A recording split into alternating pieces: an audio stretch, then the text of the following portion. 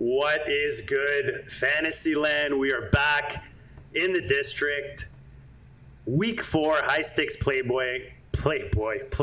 Dan, have to start it off nice. You know, we don't have the intro to walk us in this week, so I gotta walk us in. And of course, you know, I'm not Mr. Smooth, so I had to do a little flip of the lip there. But yeah, guys, we got so much to talk about this week. It's week 4 playbook, as I was trying to say.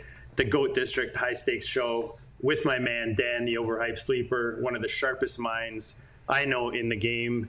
My what are we, Dan? Co-owners, co-general managers.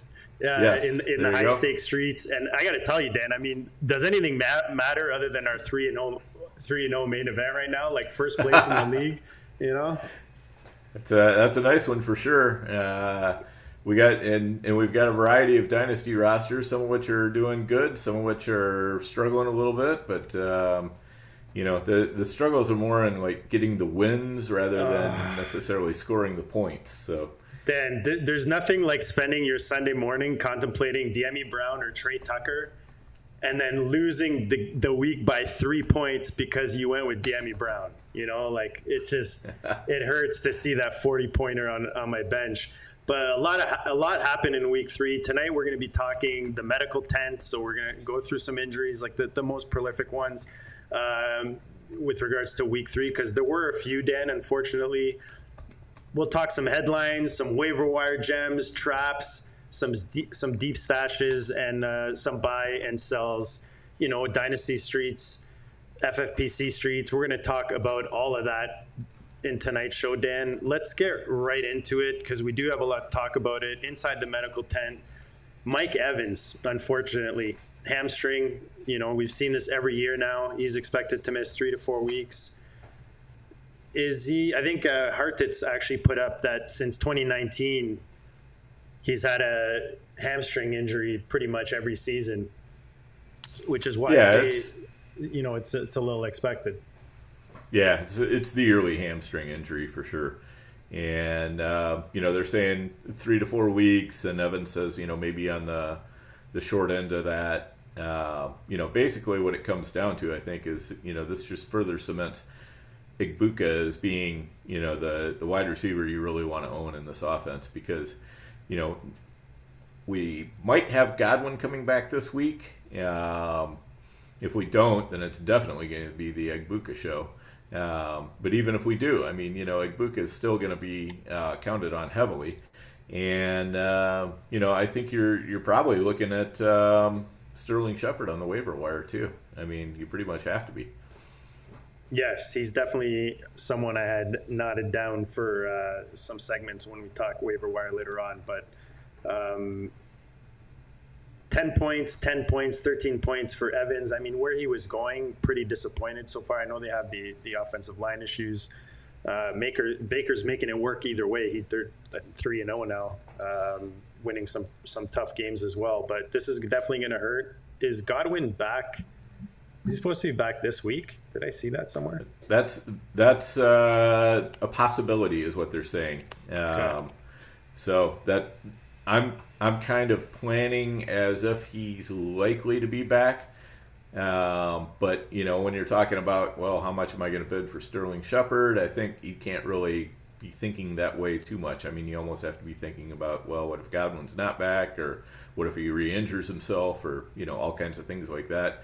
And certainly as far as Igbukah, you know, this does nothing but raise the price for Igbukah in those leagues where you have a chance to acquire him. Yeah, I mean, definitely through the roof. But we kind of, you know, he was picking up that hype before the season started. This is just, you know, throwing gas on the fire when it comes to the rookie receiver in Tampa. Tyrone Tracy was a guy I liked kind of in those zero RB builds, Dan, just because of where he was going. He looked good as a rookie in a, you know, not so great offense. We thought the offense might look better this season, but, you know, unfortunately it hasn't.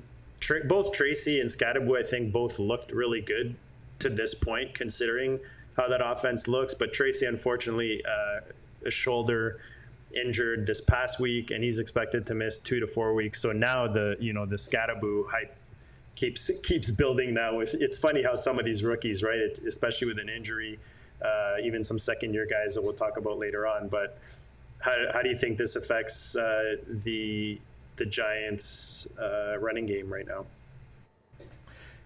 Yeah, I mean, I think, you and I were talking about, the Tracy versus Scadaboo thing, because on one of our dynasty leagues we have Tracy, and you were kind of arguing in favor of playing Tracy, and I was kind of arguing against. And my main reasoning was, it seemed like Scadaboo was really taking over that backfield. He got a lot more run in the second half of the game in week 2. And, so I was just kind of pushing back on the whole Tracy thing. Then the game starts, and it's like, Tyrone Tracy. And I'm like, oh, man, this is going to end badly. JD's going to be pissed.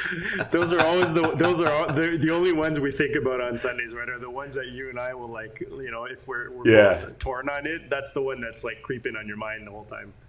Oh, yeah, no doubt about it. I was like, oh, my God, yeah, JD's going to be pissed. He's going to, I'm going to hear about this one. And then all of a sudden, it's like, the thing nobody wants to happen, Tracy gets injured. And then Scadaboo just went off. And, so, yeah, if you've got Scadaboo shares, you got to be feeling really, really good right now, because he's got a chance to really kind of consolidate this backfield.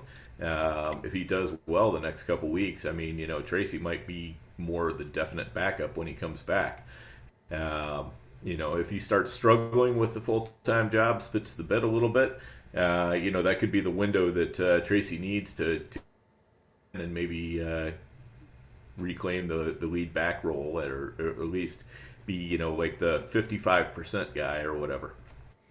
Yeah, and I mean a lot of newness coming with this offense with the latest news. We'll talk about that in our next segment, just looking at the quarterback position. But James Conner, another running back that's hurt this week, season-ending injury. Trey Benson was a guy I know, him and Corum are two guys I was trying to target as often as possible when adding depth, to some of these rosters. And this is why, right? The upside that presented. Benson, I think, has looked better than Conner most of this season anyways, but Conner was still getting, the bulk of the load there, and, he's been very serviceable. So what do you make of Benson right now? I made a joke earlier on X saying, like, if you have Trey Benson on your waiver wire right now, you're just not in a competitive fantasy football league, like you need to like re-examine the leagues you're playing in. Right, yeah. Either it means you're in a very small league, or a league with very short benches, or a league with owners who just aren't, or managers who just aren't paying attention. But it's this looks like it's probably wheels up for Benson here. But he's still a little bit of an unknown. We've still never really seen him in that full-time role for more than a week or whatever. So I think he's going to do fine. I mean, he really looked like he had more juice than James Conner the past couple weeks. I was very reluctant to draft Conner at all in our managed redraft leagues, partly because he was maybe starting to fall off and Benson might overtake him this year, and also partly because I had bags and bags of Conner already in Dynasty. So fortunately, a lot of the places where I had Conner, not all the places, but a lot of the places, I had him backed up with Benson. And in one case, I made the move and got that backup done last week. And believe you me, does that feel good to have gotten Benson before the price shot up? Because now he's going to cost you a first-round pick in Dynasty, I'm sure. Yeah, what was that move that got you Benson? Do you remember what it was? Let me go find it.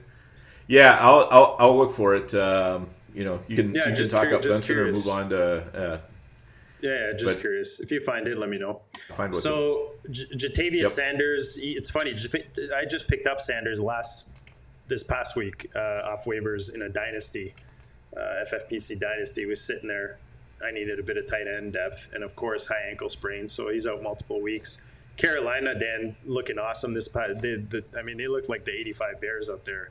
that defense in Carolina. But it does suck because Sanders coming in as a second-year tight end was kind of, you could see him kind of locking in that role as the tight end in what we think is an ascending offense. So how do you think that affects other guys?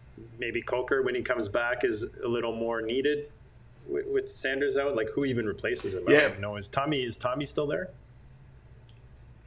Yeah, Tommy Trumbull is probably going to be the short-term replacement for Sanders. And, I think he's worth an ad in FFPC or someplace where the tight ends are super scarce. In shallower leagues, I think I'd just kind of put him on the watch list and see what happens. Probably not worth adding him to your roster unless you just got to, I have to imagine there would be, if your league is small enough, there would have to be better ads than Tommy Trumbull. And just watch and see what happens after a week or two. I don't think he's going to be a guy who goes off for 30 points or anything like that. So, if you need the tight end help, he can help you out there. FFPC, a lot more interested because, as we know, any tight end with a pulse gets scooped up, and he probably is going to cost you a good bit on the waiver wire too. So, okay, here's the trade I made. And this was a team where I was really desperate for an RB2 because the previous week I'd lost Aaron Jones, and I was playing a team in my division who had been scoring more points than me, and I'm like, I gotta put out my best effort to win this week. I can't. So I sent out, man, I feel like I sent out like 40 trade offers in this league, and I finally got a bite. And everybody's looking for the moon and stars for their players, or just trying to trade me some crappy running back who isn't going to help me any more than the guys who are already on my roster. It's like, no, I've already got a Kenny Gainwell. I don't need your Woody Marks or whatever, because he's not going to help me right now. Woody Marks is going to get me 5 or 6 points right now. I need a guy who can get me 10 to 20 points right now. So anyway, trade I ended up making, I traded Cortland Sutton, next year's second round pick, and Kenny Gainwell. I got J.K. Dobbins, Trey Benson, a third, and a sixth. And you sent what? Repeat. You said Gainwell? I sent Cortland Sutton. Oh, Sutton. Kenny Gainwell, and a second. Yeah. I don't mind that at all. I mean, you're getting the running back help that you need, I'm guessing. For you to move Sutton, you must be really desperate at running back, because you love you some Sutton. Or do you think he's a good sell right now? No, I think he, I was deep at wide receiver, so I could afford to sell him, okay. Which was part of it. I was very deep at wide receiver and very shallow at running back, because I had James Conner and Bashal Tutin were basically the guys I was going to be starting if I didn't make a move. So the move was really more for Dobbins than anything. But also I was like, hey, if I'm going to, this guy also has Trey Benson, so if I'm going to do this, I'm going to trade away a player good enough to try to get me both of these guys. And, Dobbins, I think the main thing is if he can just, hang on to a good-sized share of that Denver backfield, I'm going to be happy with that. I'm going to have Aaron Jones coming back to me, so that's gonna add a little bit too. But being able to move seamlessly from Connor to Benson, that worked out a lot faster and better than I even hoped that it might.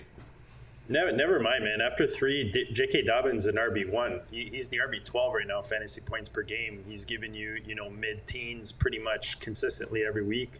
Does that change as the season goes? It's possible. Maybe, obviously we like RJ Harvey this season, him to eventually come in, but JK could still have kind of a role significant enough locked in that offense, even if RJ Harvey does, come in later on in the season. So I think plus you need the position, and you're sending a guy like that you got off waivers in Gainwell, right? Yeah, exactly. And the upside with Benson kind of makes up for what you're losing on the back end with Dobbins, with his situation in Denver. So I think there's nothing wrong with that move. You basically sent Sutton, for those two, in my opinion. So that's pretty good. Yeah. Yeah, I had to throw in the second in there, but at least I got a couple picks back. I got a third and a sixth. So, yes. I've basically dropped down from a second to a third, and mine might be a low second, and his might be a high third. So that could end up being just a drop of a few spots. Yeah, FFPC, those you can make it up with the way you traded off the higher pick for the two lower ones. It's in the FFPC drafts you can draft also rookies and vets, so there's a lot more value as you get into the third round. Yep. So a couple big receivers, Dan. I know this one hurt us in one of those dynasty leagues that you talked about was Ceedee Lamb. Even with a 0, is that the one that I told you we lost by 0.4? Was it that league? Yeah. Yeah. See. Yeah, it was. Yes. Yeah. So sad. Yeah. Ceedee Lamb. We had Hunter Henry sitting on our bench. It was just it could have gone so much righter. Yep. Those are frustrating, and that I'll tell people straight up, like the start sit situation every week is like my worst part of my game. It just kills me. You could build the beautiful team, you can make the beautiful trades, and you put the wrong guy in, and it's so painful, man, to lose weeks when you're like. So there's times where I'll be thinking about like a certain decision I had to leave, figure out, and it'll bother me all weekend, and then it doesn't even end up mattering, So those are like easier to, but the ones where like you lose because of that decision, it's so frustrating. Yeah, 100%. I mean, sometimes having too good of a bench can be a little bit of a curse because you're like, okay, which one of these guys do I throw in there? Yes, and it's easier when you just play your studs and then you left your scrubs on the bench, and if one of them scores, then fine. Your Trey Tucker goes off, you're like, oh, whatever, but. Yeah. Yep. The key is to have those a couple bench players that are good enough to throw in your lineup if you really need them, but not so good that they're constantly creating, like agonizing decisions. Yeah. So Ceedee Lamb, he's out at least 4 weeks from what I understand. And then I think you should probably count on him being out 3 weeks for sure. They're not putting him on IR. What concerns me is what is he going to be like when he comes back, especially if he tries to rush back, and he's going to try to rush back, and if he's not healed up all the way, is he going to have the same explosion, the same and just run his routes as crisply as usual?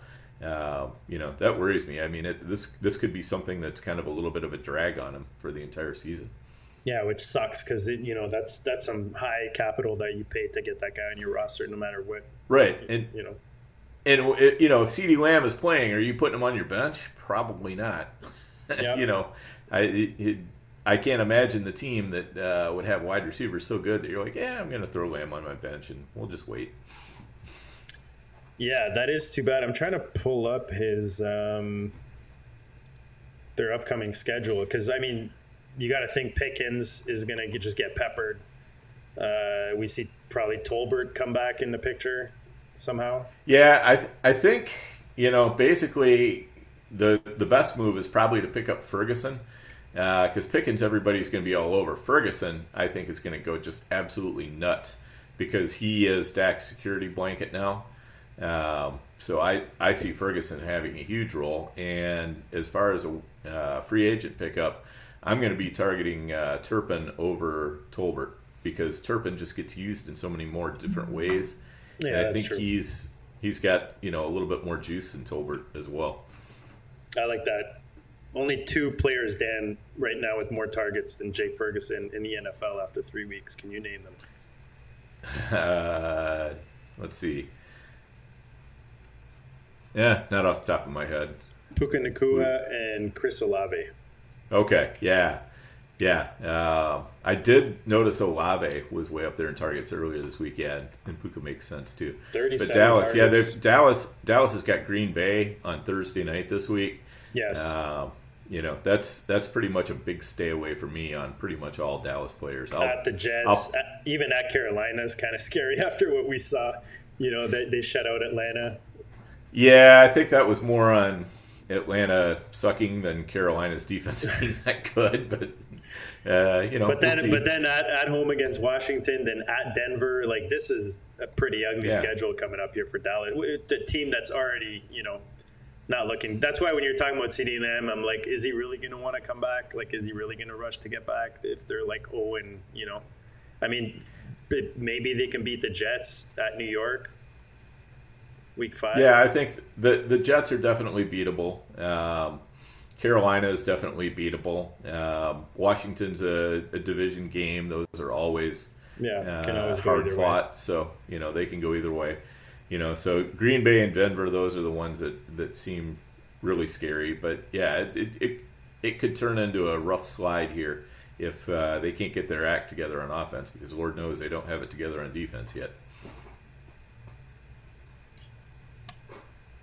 All right, let's what else did I have here? Oh, that's right. F1, Terry McLaurin. Week 4 status is uncertain from what I understand. Might not be available this week.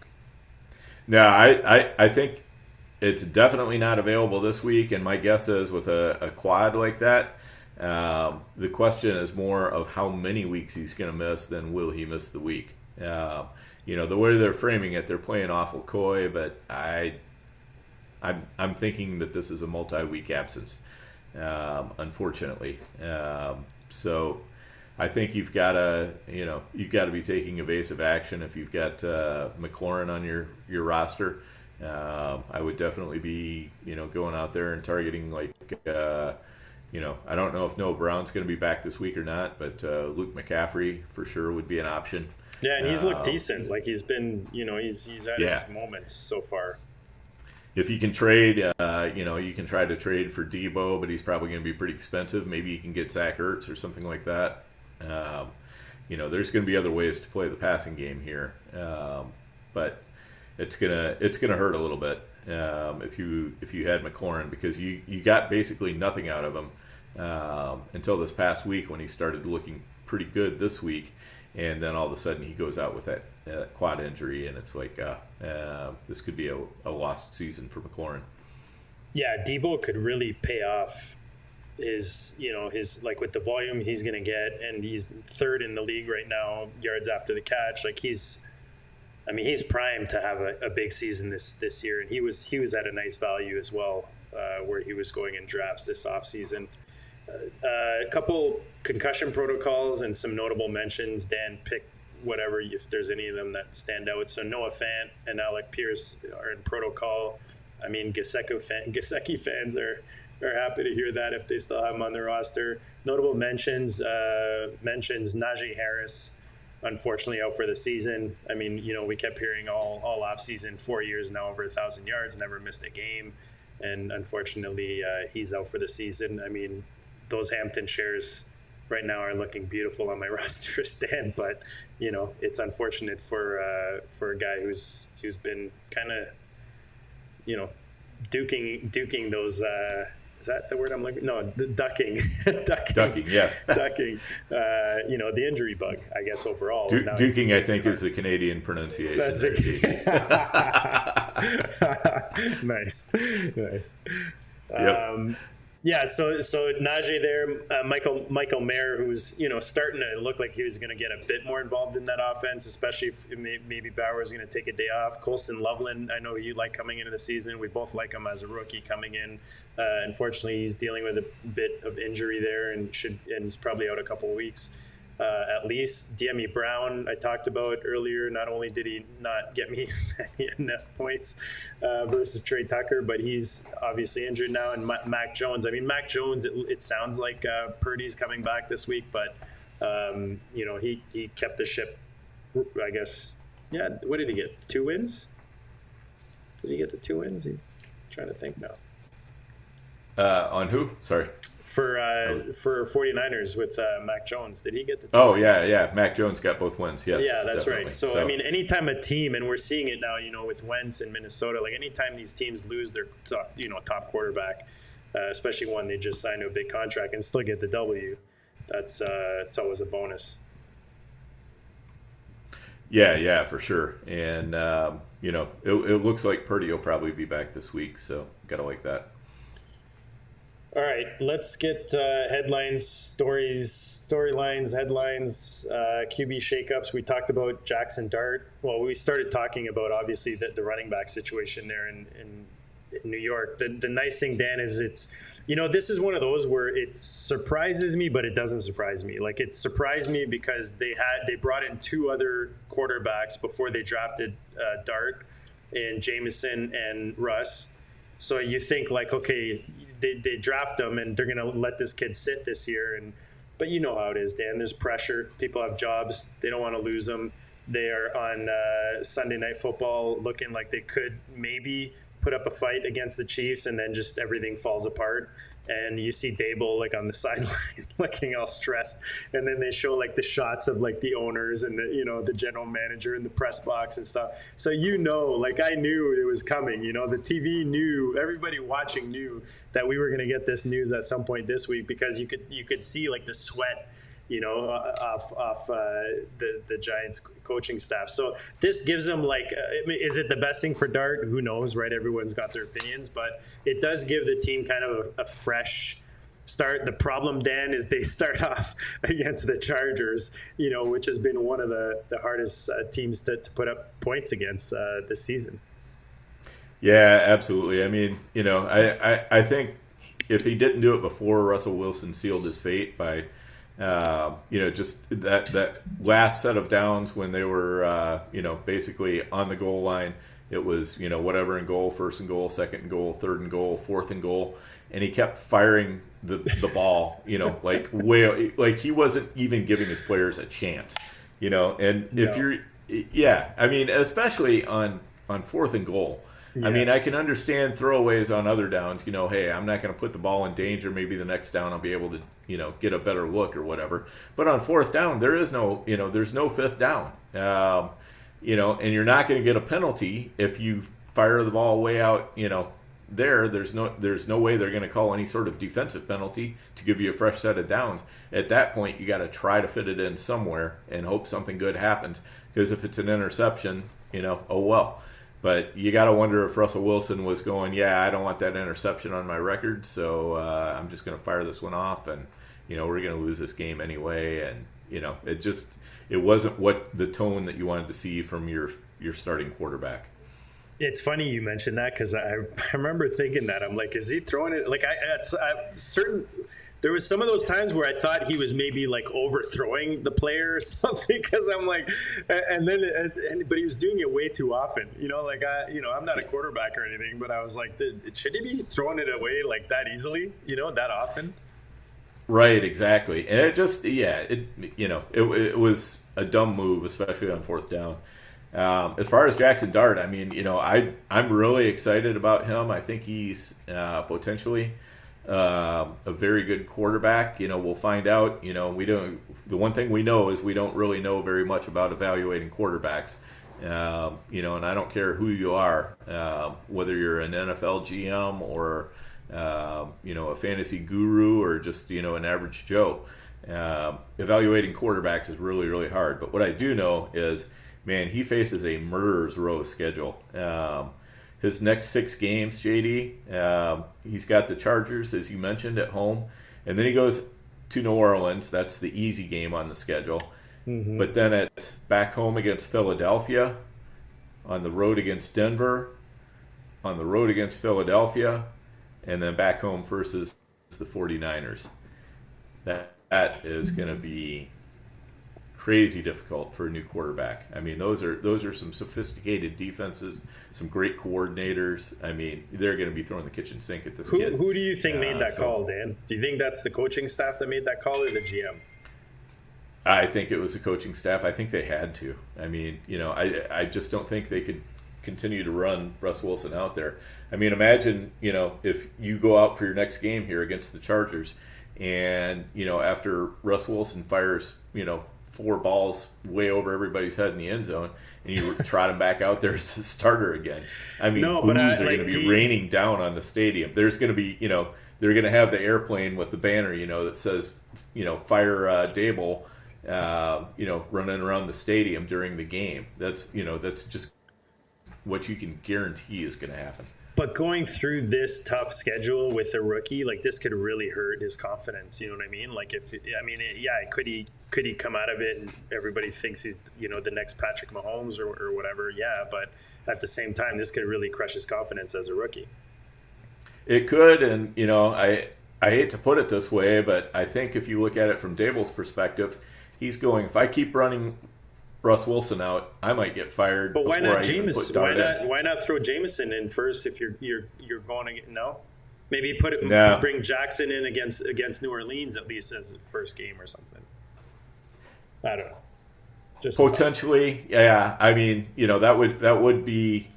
that's not a bad idea of how to approach a Chargers game.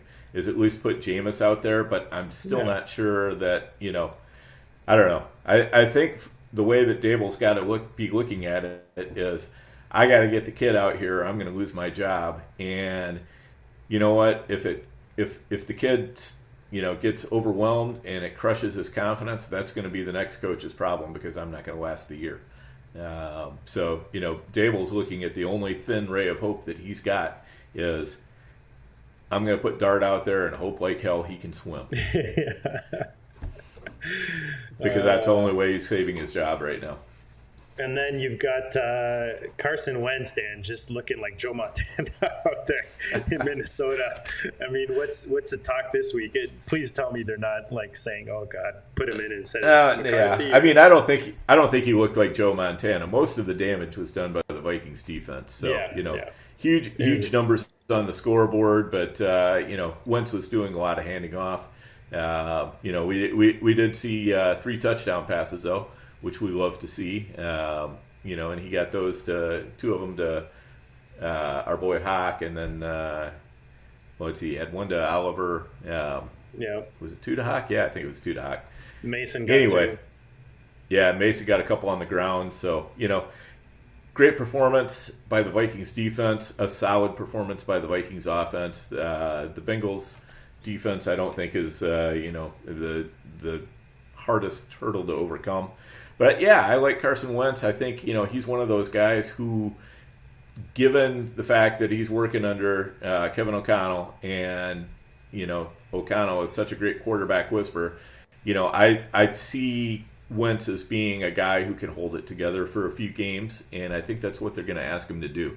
I think they're going to be looking at Wentz to take on the next 2 games when they're on the road over in Ireland and London. That's going to be both Wentz games, and then they have a bye, and then they come out of the bye and they're playing Philadelphia at home. I think that game could go either way. If Wentz wins the first 2 games, they might just say, you know what, we're going to give Wentz the Philadelphia game and let him see if he can win it. And if he can, then maybe all of a sudden his leash starts getting a little bit longer. But if he doesn't win that Philadelphia game, now you've got your ready-made excuse to go out there and throw J.J. McCarthy back in. Or they could just say, you know what, thanks for the 3 wins after the bye. J.J., here you go. You're up against Philadelphia. Yeah.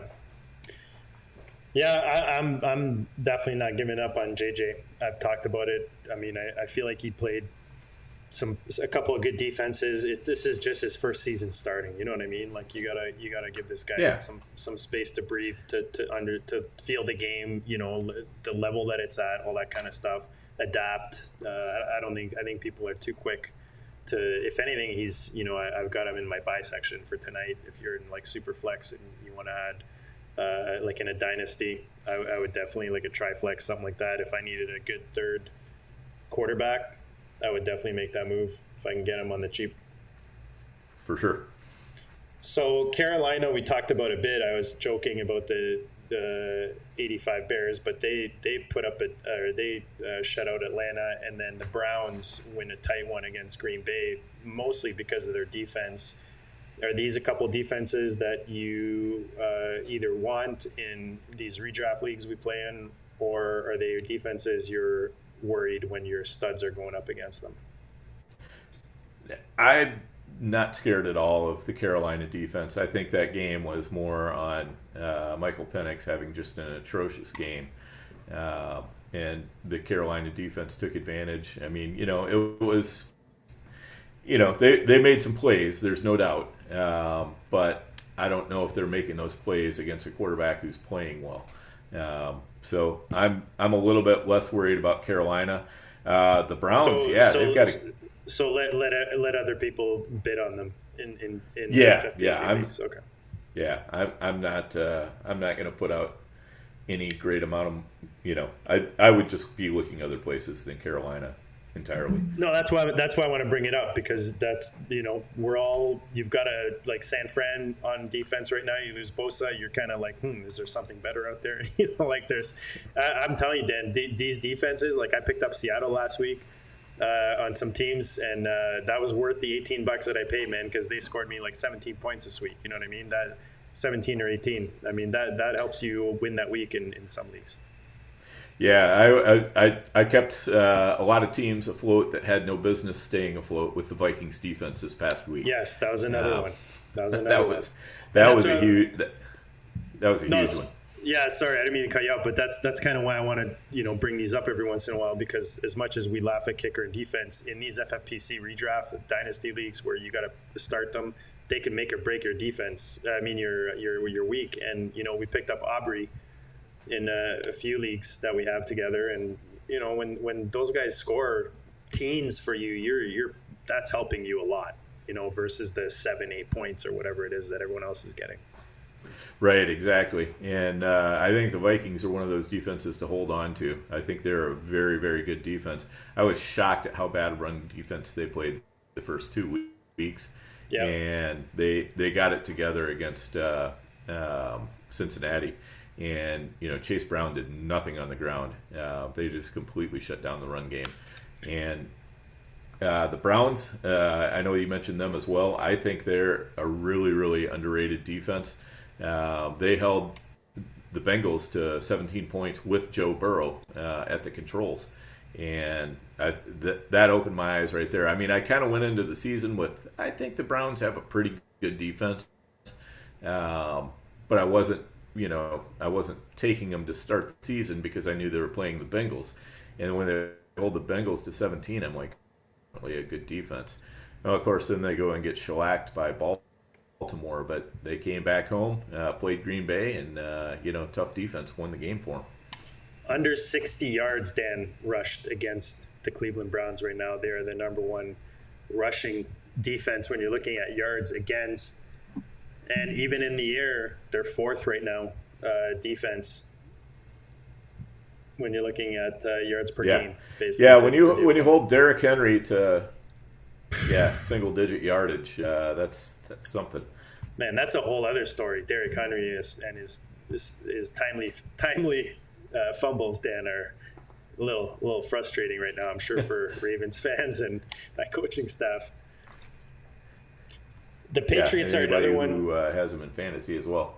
Yeah, no, trust me, I've got a Lamar Henry big gorilla that's not looking so big right now. But the Patriots, another team that couldn't hold on to the ball this weekend. Any worries there? Like, do you think Ramondre? I saw one league, Ramondre got bought for like a third rounder or something. Is that like a go by Ramondre?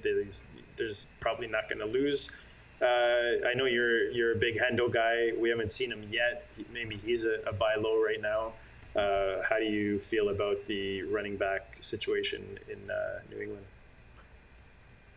Yeah, basically after Ramondre fumbled twice and Gibson fumbled once, it was a complete takeover in the backfield by Hendo for the rest of the game. He did not do a lot with it. Didn't May also fumble at one point? I think Drake did too. Yeah. So, I mean, it was they fumbled, I think, 5 times in total against Pittsburgh. You're not going to win too many games when you fumble 5 times, but they were in it pretty close to the end. So, that's tough business for sure. But I don't know. I feel like the Patriots are going to have better days. I feel like Ramondre is a little bit on the way down because he's had a lot of fumbling problems. Like in his last, I think he's had. No, he's always had kind of over that his tag, last 10 right? games or something like that. Yeah, he's had it for a while. He's been a fumbler, and that's gonna cost him. And they've just got to figure out how to get Henderson the ball in space. And that's the future there. So Ramondre, if and that was one of the players that was offered to me in that league where I was desperate for running backs. Somebody offered me a Ramondre, and I'm like, yeah, he might do me good for a week or two, but that's probably going to be about it. I'm too invested everywhere else in Travion to believe otherwise. So, I think that the fumbling is going to end one way or the other for the Patriots. That the coach is not going to be putting up with that, Vrabel. Yeah, and that's the thing, right? They might not be looking like as much for the wins now because he's just coming back to New England. They've got but a younger team, that kind of thing. But still, they're going to want to start seeing some results with, the weapons they brought in for Drake this year. So not a good look, especially early in the season when you've got, a guy like Hendo breathing down your neck for more touches. But the Bears, Dan, looked on the other end of this. They look pretty good at home. The Ben Johnson offense coming to life against Dallas. Is that just Dallas, or do you think that Ben Johnson's rubbing off a bit on some of these Bears? No, I hate to say it. I think that's probably more Dallas than anything. I mean, Russell Wilson threw for 450 yards against Dallas the previous week and lost his job 1 week after that when he could barely muster anything against Kansas City. It's an encouraging sign for Chicago that they did do it. Caleb did throw 4 touchdown passes, which is fantastic. They definitely could have stumbled against Dallas, and they didn't. They took advantage of a bad defense, which is the first step towards getting really, really good on offense is being able to take advantage of the spots where, the is begging you to hurt them, and that's exactly what they did. So, gotta feel good about it, but I'm not totally convinced that they're out of the woods yet there. Yeah, I mean, matchup definitely plays a factor here. The Packers hope that that's true for their bounce back week this coming weekend after 13, was it in Cleveland? So we talked about Lamar and Henry a bit. They look kind of iffy after 3 weeks. It's weird because Lamar looks good. Yeah, Well, I was gonna say it's weird because it's not necessarily that they look bad because offensively they've put up points. Excuse me, and Lamar has looked good. It's just for whatever reason Henry has given away three in a row now. Pretty significant fumbles. I mean, he got the touchdown early in the game, and then it was hard for him to get it going. It's weird, Dan, with Henry, like watching him in the games because they get so much prime time now. It's like you see a lot of more of the games, and I don't know, when it's like he has that breakaway speed, and when he finds the hole, he goes. But otherwise, he looks like almost sluggish, or I don't know how to describe it. He looks like he's having trouble getting through that first kind of level. I don't know. Maybe I'm just expecting much more out of my second round investment. Yeah, I understand. It's it's a tough thing, and he is getting older, but the burst is still there. It's just a matter of they've got to be able to create the holes to get him through. If Henry gets hurt or not gets hurt, gets hit early on in the play, he looks to just be in mud able to at that point. Yeah.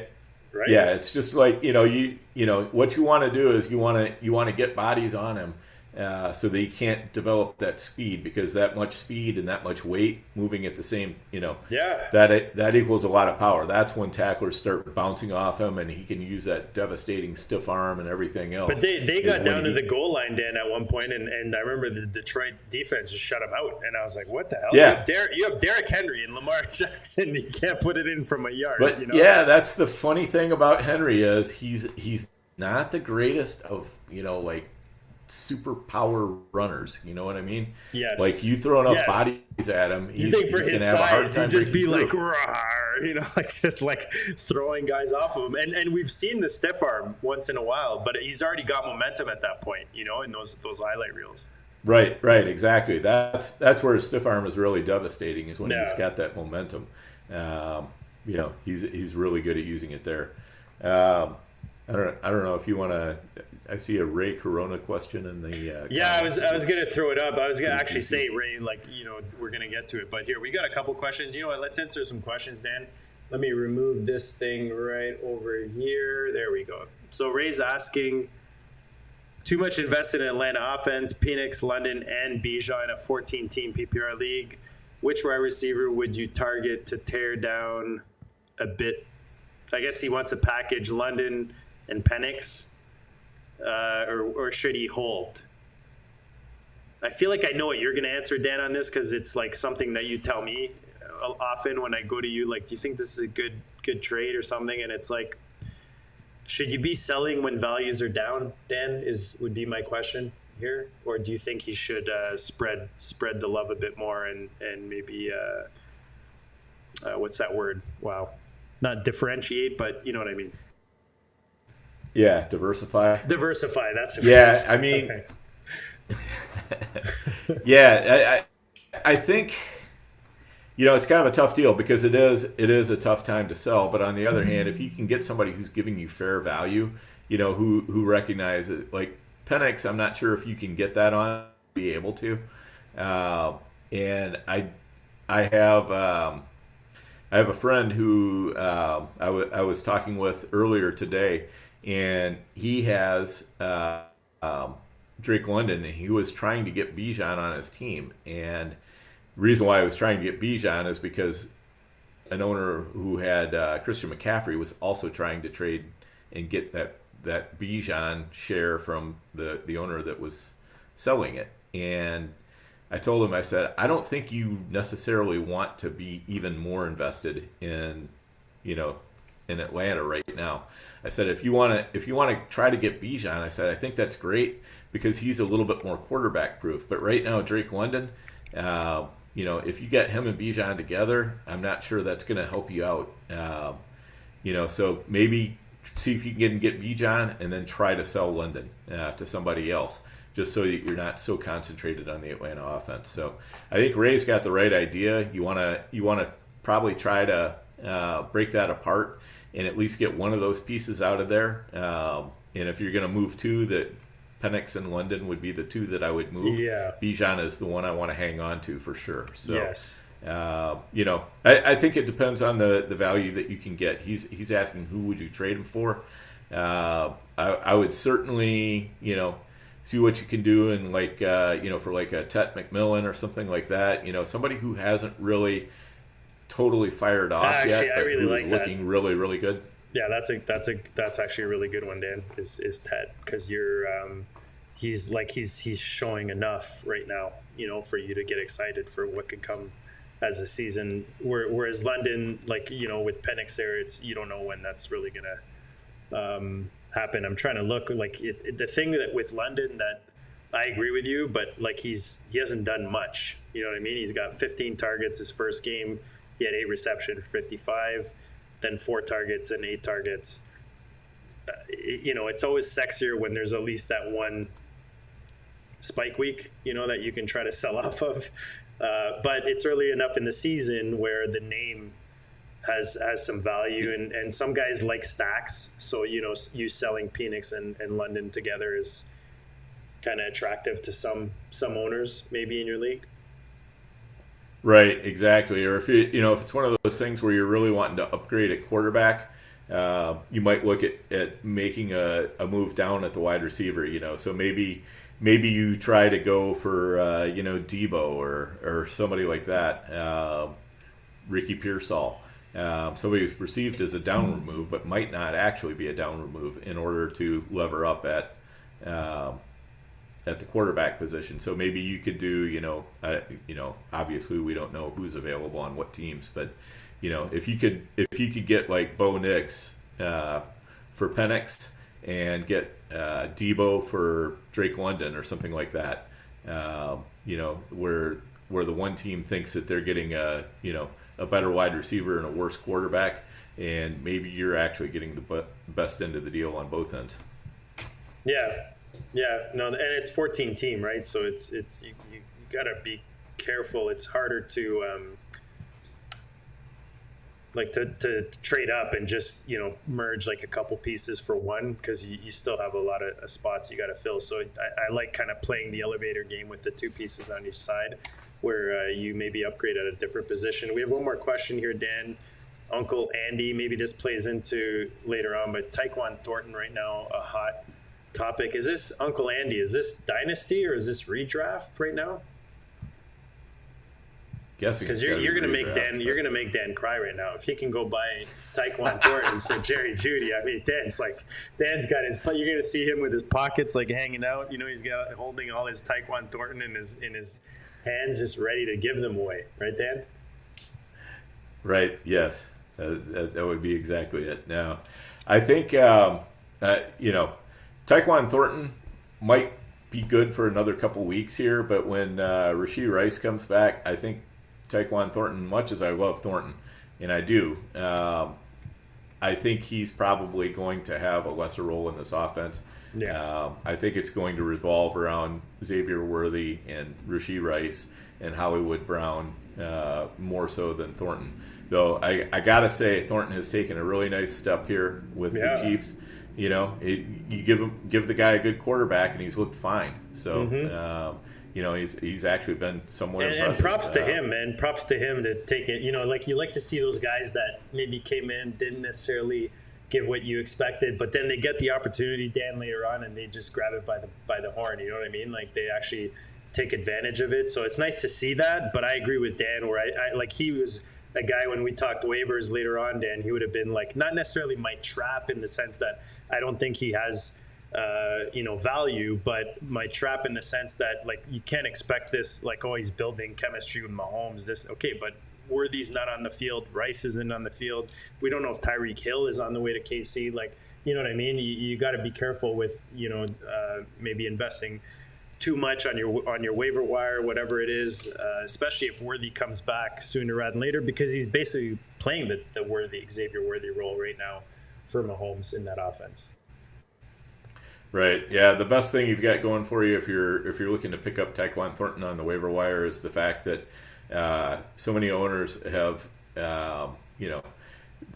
they can't let go of what happened before. And so they think about all those years in New England, and they're like, I'm never, this guy's no good. I'm never investing that much in him. Somebody else, I'm going to let somebody else have him. Yes, but that's why I say it's not that he doesn't have value. Like, you should put, if you need a receiver, especially, put a bid out there, especially if you can get him on the cheap. But I just, I'm not expecting that production, moving forward type of thing. So let's go one more question here for Prez. Is that dynasty or redraft? Because Swift and Franklin for Trey Henderson, that's not happening in dynasty. So maybe that's got to be a redraft question, right, Dan? I'm thinking that's got to be redraft. In redraft, that's a much closer trade. I mean, I think Franklin, he had one good week for sure, but he had good usage this past week. He just didn't convert on it. Swift is definitely the guy who's holding down the job in Chicago, and if he holds that job, I think, he's basically what you're hoping Travion Henderson becomes. So I would go towards the side of the guy who's already doing it versus the guy that you're hoping can do it. And I'm a huge Travion guy, so it's hard for me to say that because I don't really like Swift that much. I think in redraft, that's a deal I would have to consider. Yeah, no, it is redraft. He did add to the chat. It is redraft, and I think for me, it's, if you have guys you can plug into your starting running back spots, and you've got enough guys, in your flex spots, that kind of thing, you're deep enough, then for sure make the move for Hendo because the upside on the back end. But I could also see that being a decision to be made if, let's say, you're playing Swift as your RB2 right now every week. and you don't necessarily have someone to slide in there, it's a little tougher to bring Hendo in there. Maybe easier after the fumbles that we saw Ramondre, but he's still not producing yet. So if you need wins this year, like you're competing, it's redraft, right? So you want to win this year. For me, it's very dependent. But if I was selling Hendo, I think, Dan, would I want more than Swift and Franklin right now, especially Franklin maybe not giving the best output this past weekend. Yeah, possibly. But again, it kind of comes down to how much can you get based off of the promise of what hasn't yet been delivered. True. When you're trying to sell that guy. So I'm asking for Tillman, Dan. Thing. I want Tillman. I want Tillman. You know what Nate would tell us? What Nate would tell you that upside is a 4-letter word. So Nate loves upside. Just send him a trade with upside. Shout out to Nate. One of the original Goat League guys. Yes, he's the commish now, man. He runs all that. Yep. He's and he is the world's biggest trader. He will trade anything for anything. I mean, he's a guy that will trade shoelaces from one shoe to the other just so he can say he made just so he can trade. You want a Nate Elmer in your league. Like it just makes it yes, you do. More. Yes, you do. Yeah, like he's not in my FFPC dinos, and it's like sad. Dan, like I'm sad every day because of how much less action is going on, in those leagues. Yep, he generates action for sure. So let's get into waiver wire. I mean, right now, it's kind of a good week, Dan. Like, it's like some of the weeks, it's like, there's like the best guys, or it's kind of like that shitty rookie season where during the draft, you're ranking the rookies, and you're like, yeah, but this guy would be like really RB10, like 2 years ago or whatever. It's kind of like this is a good week this week, whether it's dynasty or redraft. There's some pretty good option. I hate to say, like, a lot of it has to do with injuries, of course, but let's get into it. What's your favorite pickup of the week right now? Looking at the waiver wires out there. Yeah, so here's my read on the waiver wire this week. There's a lot of interesting players, but it's really murky. Like, how long are these, some players, it's like, how long are they going to be relevant for? Some of it is, like, are they going to be the relevant player? There's a lot of that. So it's like, I see a lot of players I'm interested in. Like, my list of players this week that I have interest in is longer than it's been for the first 2 weeks, for sure. But on the other hand, I don't know how much I want to spend on any of these guys, because I don't think any of them are really worth a massive bid unless there's somebody really unusual. But like the guys who I think are going to be regularly available on FFPC waiver wires or NFFC waiver wires, where you've got 12 teams, each team has 20 players on the roster.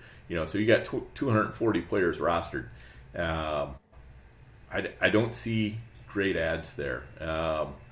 If you're in a shallower format or something like that, I think Mark Andrews or Hunter Henry or Chig Nkonkwo might be out there. If you get really lucky, you might find a league with a Trey Benson or something like that. But, and those would be maybe interesting on paying a little bit more. But I'm not sure, like I say, that there's any ads that I'm going to spend a lot for this week. So if you lost Burrow, you lost JJ McCarthy, I think Jaxson Dart is definitely interesting this week. If he's on, when I looked on FFPC, he's all over the place on waivers. So that's one thing. I think if you're looking for quarterback, at least you have like a young upside kind of play coming in where it's like, what's in the box type of deal. That's a little exciting versus last week's like Jake Browning, QB2 in Cincinnati behind a shitty offensive line. You know what I mean? Like, good weapons, but shitty schedule coming up. Kenneth Gainwell is a guy that is still out there on FFPC. He's looking like he's like Arthur Smith's Tyler Algier. I don't know where I saw that, but that is so fitting because it's basically what he is. He looks like he's getting some goal line work, which is nice. We saw him get the touchdown this week. And he's a guy that, you can play in your flex if you need. right now, I think, especially with Johnson not necessarily being relevant yet in that offense. Right. Yeah, if you've got a chance at Gainwell, I think he might be worth a little bit. Jaxson Dart, though, I mean, I guess if it's not a dynasty league, my question would be, how much is he going to do these next few weeks with that schedule we just talked about?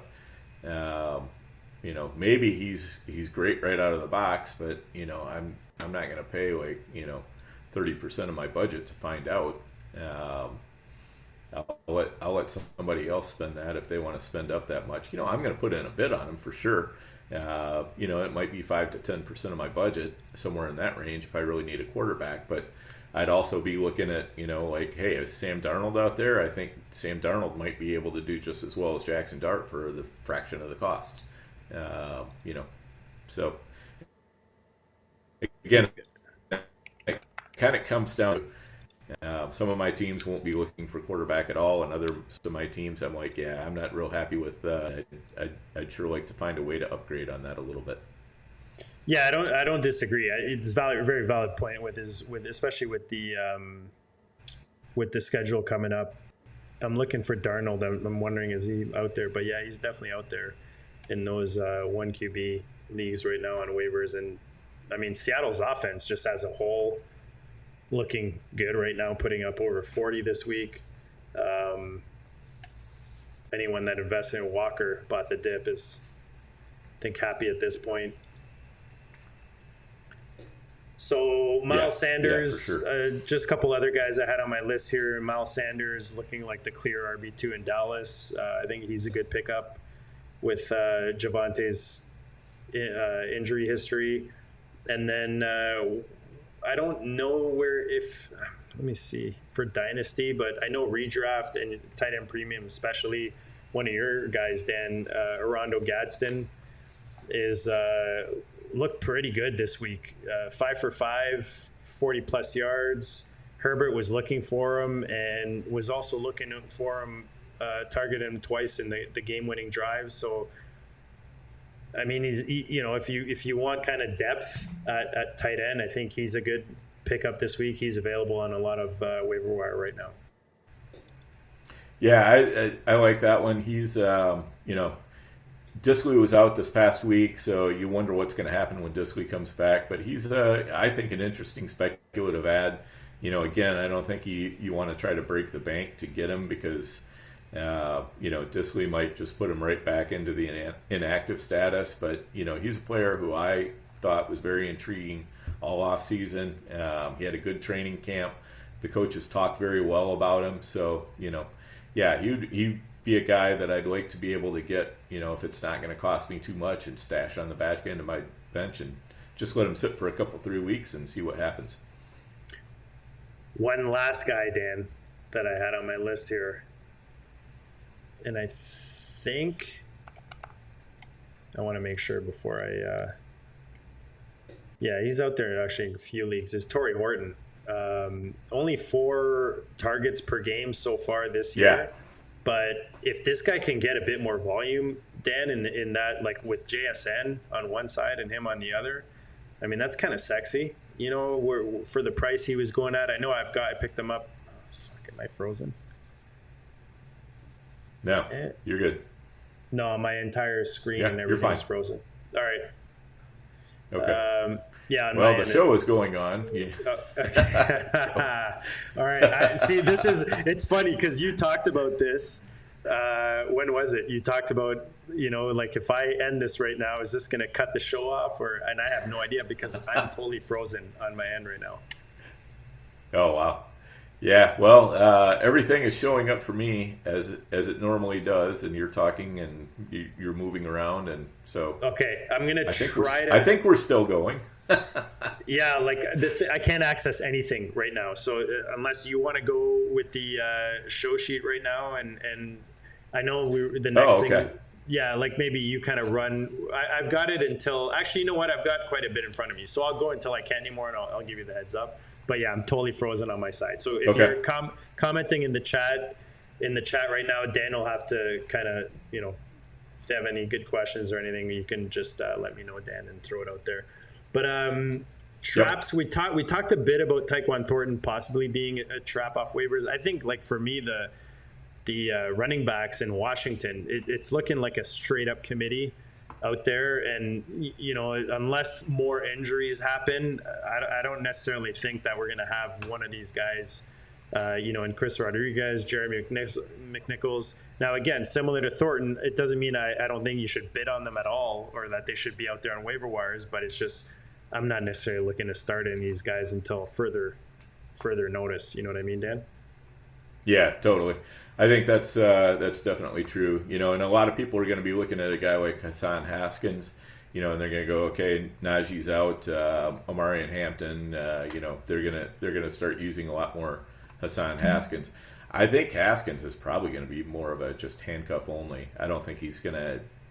I think it's fairly unlikely that unless something happens to Hampton, I don't think Haskins is going to have standalone value. So I'm going to be bidding on him in that way, that he's really just a handcuff and not somebody who I think I will be able to stick in my starting lineup in another week or two. Another one that's potentially a trap. It's not, I'm definitely going to put in bids for Trey Tucker, but, I mean, he's not going to be scoring 3 touchdowns every week, so if somebody wants to break the bank for him, I'm going to let him. It's not going to be me. Even if I'm desperate at wide receiver, I'm going to put in a bid for him, but it's not going to be a huge one. Well, the problem is that he just put up like the game of his life. You know what I mean? So you're basically buying him for me, like I said, that one redraft, it was a deeper sleeper league that I was in, and I had him or Diemi Brown I was trying to figure out, but he's sitting on most waiver wires for a reason. He's kind of like Calvin Austin light, maybe, like in Vegas right now with the way that good way to put it. Yeah, like I don't think he's necessarily going to carve out this huge role. Maybe this gives you like the confidence that you can throw him into your flex when you need to, whether it's buys or injuries. But I wouldn't go out there buying him thinking he's like your wide receiver too, going rest of season type of thing.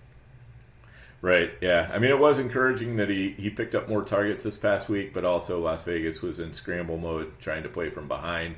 He's the deep target. So there's a lot of things that say that this was more of a one-week wonder thing than anything else. But on the other hand, with Bowers a little bit gimpy and Dante Thornton just not looking ready for prime time, Trey Tucker could end up working his way into becoming a at least a desperate flex play or something like that. I mean, let's face it, we're 3 weeks in, right? So we haven't necessarily seen what this offense is supposed to look like as the season develops here. So is it possible for him to be, to carve out a role in this offense? It's possible. It's just the problem is that right now you're buying him at the extreme high. You're buying like Bitcoin at 115, as opposed to like at 16,000 or whatever it was at. So right. Yep. Deeper. Sorry, go ahead, Dan. No, that's it. So looking at like deeper pickups, sleeper pickups on waiver wire. I know, Dan, I had I'm sure you had this name on there, was Amari DeMarcado, the Arizona. Now, obviously, we talked about Benson getting his role now that JC's out, but Amari was the guy, a couple of years ago before Benson came in, and he filled in kind of nicely. I think he even had like pretty decent, like I said, I can't use my screens right now, so I can't give you that data, but I do remember him being, and anytime injuries like this happen, you don't want to just pick up the top guy that's next in line. You want to kind of grab the next guy as well that moves up with him. So is he a guy that you're interested in this week? Yeah, definitely interested. He has not had an extended run of brilliance or anything like that, but there was I believe it was at the end of the 2023 season when Connor missed a few weeks, DeMarcado was a decent fill-in, and I was desperate enough at running back in a few teams where I was plugging him in there, and he was getting the job done for me. So, it's it's not a sexy pick, but it's one that he's got to be rostered for sure. Agreed. And we talked about. I'll throw out there. Yeah, go ahead. One guy I'll throw out there is Brashard Smith. I noticed he got dropped in a lot of leagues over the past week. Even in these FFPC leagues that go 240 players deep, Brashard Smith was hitting the cutting room floor quite often. And, just watching, every time I watch Pacheco and Hunt, they looked a little better this week against the Giants, but, it was the Giants. And, there's still nothing special. They've got to do something different in that backfield. You can't have Patrick Mahomes be your leading rusher through 3 weeks. That's just not good for Mahomes. It's not good for the team. It's not good for anybody. So Brashard Smith, he's the one guy in that backfield that's got some juice. Yeah, he was frustrating because I saw him last week on waivers, but he was like he had just been dropped or whatever, so you couldn't pick him up yet. And now it's like, yep. I don't want anyone else to see that he's there, But now he's definitely. You got to think that offense wants to shake it up a bit.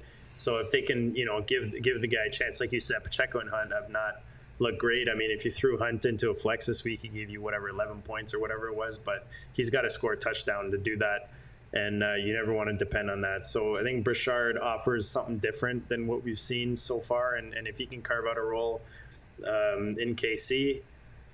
I think that's definitely a good buy if he's on your waivers. Another guy that I had here, I think we mentioned him earlier, was Sterling Shepard in Tampa. And just with, obviously Evans being out, whether Godwin's coming back or not, I think he's kind of carved out a role averaging at least 5 targets per game so far this week or this year. And he's coming off of an 80-yard week. And then the other one, Dan, was same approach as DeMarcado, but Devin Singletary out there in New York, just with Tracy's injury. Yep, totally makes sense. And the other one we already kind of talked about, but Kevontae Turpin.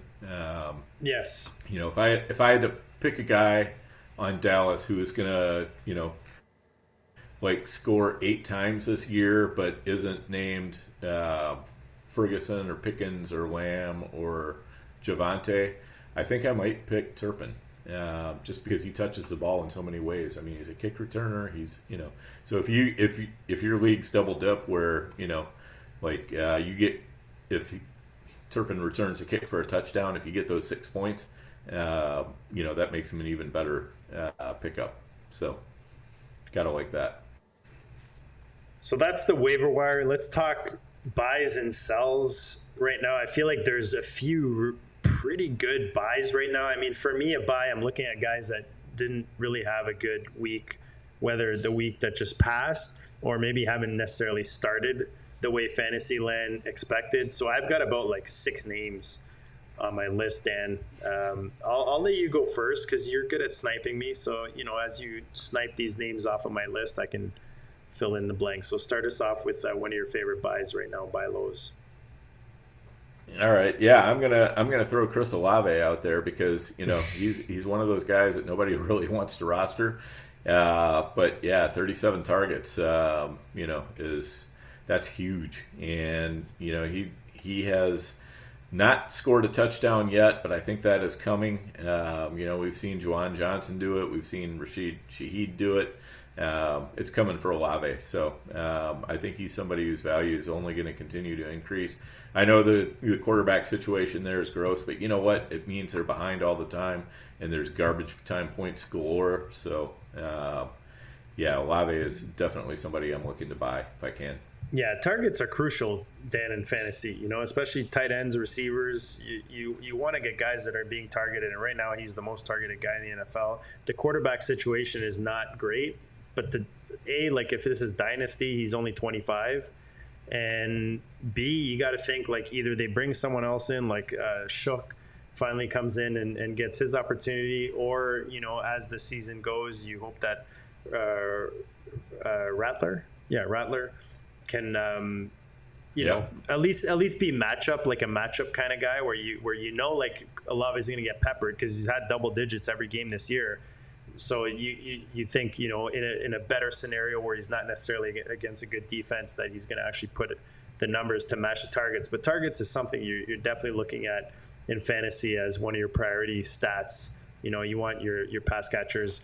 There's a couple sophomore receivers, Dan and Brian Thomas and Ladd McConkey right now, that are not necessarily where they want to be. BTJ, obviously, he's got Liam Combs coming in. It's a completely new offense. I mean, is Lawrence T-Law the guy or not? I don't think we can answer any of those questions. I always like to give these new situations, like new OCs, new head coaches. You want to give the weapons time to adapt to the changes in the system. But I think Ladd McConkey and Brian Thomas are two guys right now, especially BTJ. And then Ladd McConkey, I mean, Herbert is kind of spreading the ball, which is nice. He's been playing amazing. The team looks amazing. Now they lose Najee. So you think, they've got a couple rookies waiting depth-wise, and Keenan Allen obviously comes in and muddies the waters, but you got to think Ladd McConkey does get his, and coming off a down week, I think it's 6 fantasy points he put up this week. I think it's a good time to maybe go feel the waters out there in your leags. Yeah, test, I think test the waters. Test the waters, Dan. Test the waters.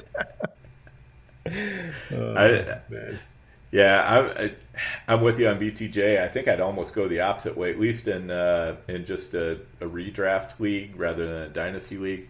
I'd probably be looking to sell on name value on McConkey, just because of the fact that it's quite apparent that Quentin Johnson and Keenan Allen are getting a lot more targets than anybody thought they were going to get, and that's been consistent all 3 games. So, I think we've got a pattern established here. So if you can get somebody who thinks, Ladd McConkey is definitely going to be, the alpha receiver here, and they're willing to pay that way, then I will sell you my McConkey for sure. Because I think McConkey is going to be a good player, a solid player. I do think he's a little bit underrated from what his actual performance has been, but I think people might be still expecting more than what he's likely to give. Chargers have played who? They played Denver. Who else did they play again? KC? Chargers played, Denver, KC, and Vegas. Okay. So all 3 divisional games. So yeah, divisional games, pretty tough matchups for the receivers. Mm-hmm. I mean, I'm hesitant to sell McConkey yet. Again, I guess where I agree with you is last season there wasn't much else around him to target. But again, I mean, maybe you're selling him on name value. I don't know that I would sell him after the worst week. You know what I mean? The 6 points. But if you think that's my only hesitation there is it's. I feel like you're maybe selling a bit early, and maybe you're selling at not the best time. Yeah, I would agree. Timing definitely makes a difference. But Keenan Allen 28 targets, Quentin Johnson 24 targets, and Ladd McConkey 21 targets through 3 weeks. So. And I'm not necessarily saying that McConkey is going to be the low man on the totem pole for targets the entire year. I'm just saying that, we've got a little bit of a pattern here that says basically these 3 guys are all going to be equal. And I think, where you were taking McConkey in drafts said that this is going to be the clear number 1 in this offense. And I just don't think it's going to be that way. Is Chase Brown a buy low right now, Dan? I think he probably is, yeah. As a matter of fact, in one of my dynasty leagues, somebody sent out a feeler trying to get Chase Brown from me. No, I'm certainly not selling now, and certainly not for the price that he was looking for. Yeah. Because he came off a bad week, but I'll tell you what, if Cincinnati is going to do anything this year, they're going to need Chase Brown. And, the Vikings defense was just a really, really tough defense. So better days will be ahead. I feel like with these higher value guys, Dan, it's a lot of the time we talk about like buy low. For me, it's just the opportunity to buy. Yes. I feel like there's only almost a misconception where it's like buy low. Okay, I'm going to send him a second. He's going to send me Chase Brown. Like the person selling those pieces is still selling him based on the value he had. Maybe not necessarily coming into the season in some of these cases, but at least closer to that than what the person offering thinks it is, they're not going to just send you, a first or second rounder for a second round pick just because the guy had an off week or a couple off weeks. Like, I think for me, it's always, you now have the opportunity to buy one of these players where if they crush the first 3 weeks, you probably wouldn't have that opportunity, or it would cost you way too much, to take advantage of that opportunity if it's there. So I think that's where maybe there's a misconception when it comes to these buy lows, especially earlier in the season. Now, Bucky Irving, obviously we talked about even coming into this season, just the O-line injuries. Now you see Evans go down, but it seems like Irving is the guy in Tampa. He seems to have kind of locked that up. I know I had Rashad White. Well, we had him actually going in one league, and I had him going in another league I'm in as my RB2 just to fill it in type of thing, and didn't give much, so it seems like Irvin is the guy. It's just like, is that Tampa Bay offense gonna, they're 3-0, but are they gonna hold up enough? I think volume wise and just the way that offense runs, I feel like Bucky Irving's a nice buy right now too, Dan. Yeah, I think so. He's scored 1 touchdown so far this year, and he's still the running back 10 overall. So, yeah, you got to feel like the touchdowns are going to come. You got to feel like this, he's going to do nothing but get better as the year goes along. So I like Bucky Irving a lot as being a buy low. Who do you have? Anyone else to add to the list here? No, that you covered all the ones I had. Yeah. All right. Why don't you do your sells then, so I don't list off all your players. Finally got you back, Dan. I finally got you back. Yes. I'll take. Who's one sell high is probably Mark Andrews. Just had a massive week. Barely involved. Everybody's kind of going, yeah, this is exactly like last year. But you know what? Isaiah Likely is coming back. This offense really is very multiple. They've got a lot of receivers involved. Like the tertiary and receivers, it used to be it was just, okay, you've got to worry about Flowers, Bateman, Andrews, and Likely. Those are going to be the main 4 players who are touching the ball on passes. Now you've got, you've got this Tez Walker, you've got Hopkins. You've got Hopkins, and then the other wide receiver whose name is escaping me. So you've got these wide receivers that are getting in there and scoring touchdowns and everything. So it's a very diverse passing tree, and it's an offense that really wants to run the ball as much as it can. So those two things put together tells me that if you can sell Andrews based off of this 30-point game in FFPC scoring at least, that's probably a pretty good opportunity to do it. And I would say the same thing off of Hunter Henry. I think I trust Hunter Henry actually a little bit more than Mark Andrews to keep it up, but I think he's also a nice sell high player as well. So I think anytime a player has a spike week that's out of his usual range, I think to try to take advantage is never a bad idea, especially in Dynasty, to accumulate value, and then even in redraft to upgrade at other positions. So I definitely like the Andrews. Is Travis Etienne a sell right now, Dan, with Tootin kind of breathing down his neck and that situation in Jacksonville? Yeah, Nelson Sousa will kill me for saying it, but I think he is. Travis Etienne was one of his big players, that he was pounding the table for, and I'm like, I think Tootin's coming for him sooner or later. It might not happen, but honestly, yeah, if I can get a good price for Etienne, I think I'd probably take it and go ahead and get out. Well, for where he was going, you've already built up cap. You know what I mean? You're already in profit. So it's like you're never mad if you take profits on some of these guys. Yeah, exactly. And and to be clear, that's more redraft than dynasty. In dynasty, I think Etienne's still got some value because he's going to be a free agent next year, go to a different team. Yeah, most likely, and he could end up being the lead running back, but he could also end up with a Najee Harris style contract where it just doesn't help him that much. I got one more name that I want to ask you about. Do you have anyone else in your sell highs right now? Nope, that's it. Is Luther Burden, in your opinion, a sell high right now, coming off of 19 points? You talked about how this was a product of the Dallas defense more than it was the Ben Johnson offense. He put up almost a 20 ball in his first significant week as a rookie. Do you think there's a good opportunity to sell high, or are you just happy as an owner right now thinking like this guy's going to be able to fit in nicely into my flex spot when I need him? Yeah, I'm just mostly happy, to have him on my teams. He's still somebody, he only got 3 targets this past week. So, that don't let the raw numbers fool you as far as, like what his fantasy points were.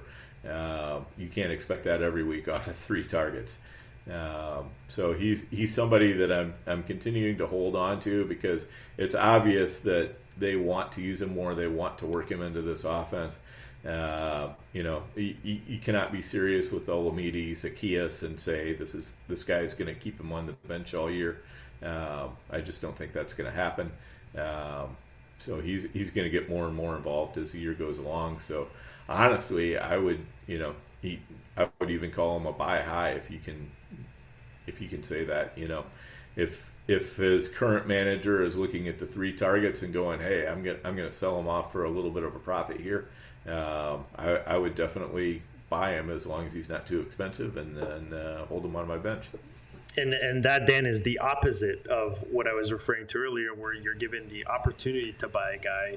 Sometimes, when a lot of people are calling something a sell high, like this example with Burden, that becomes an opportunity as well. It's not necessarily because the player didn't perform, but now, the owner holding him is thinking, oh, I can sell high right now, but it's really just an opportunity for you to kind of get in there and snatch up the upside that we talked about earlier that this guy offers. And a lot of people coming into this season were saying this guy is going to end up being the wide receiver 1 in that offense, him and then Odunze on the other end as kind of the wide receiver 2 role in Chicago. So nice to see that flash from the rookie early. Yep, definitely. All right, Dan, I don't see anything on my screen, so I couldn't tell you it's got to be about an hour and a half in. It's about 10:30. It's showing on my end. Yeah, we're about an hour and a half. Yep. Is there anything we haven't talked about or mentioned that we got to throw out there? Any other questions to answer, anything like that before we close this bad boy out?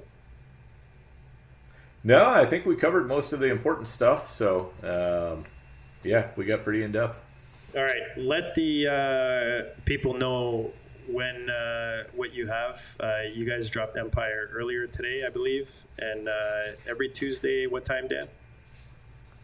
Yeah, so Fantasy Empire on YouTube every Tuesday at 11 o'clock Eastern in the morning, not at night, in the morning, 11 o'clock Eastern. So we're your lunchtime show. We'll go about an hour and a half, hour and 40 minutes, something like that. It will not be dull. I will promise you that. We have myself and 3 very strong opinioned individuals, Nelson Sousa, Chris Vaccaro, and Matt Modica. And nobody on the show is shy about giving their opinions or disputing somebody else's opinion.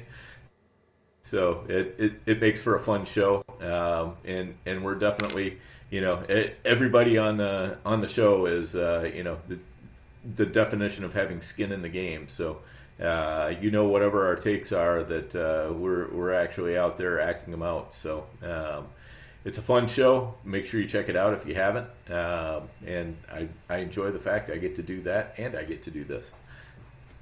Yeah, no, for sure. Like four super sharp players that, like you said, have skin in the game. That's what you're looking for. That's what we try to offer here between Dan and myself, giving you guys some pointers little playbook going into the following week. So this is your week 4 high stakes fantasy football playbook right here in the GOAT District.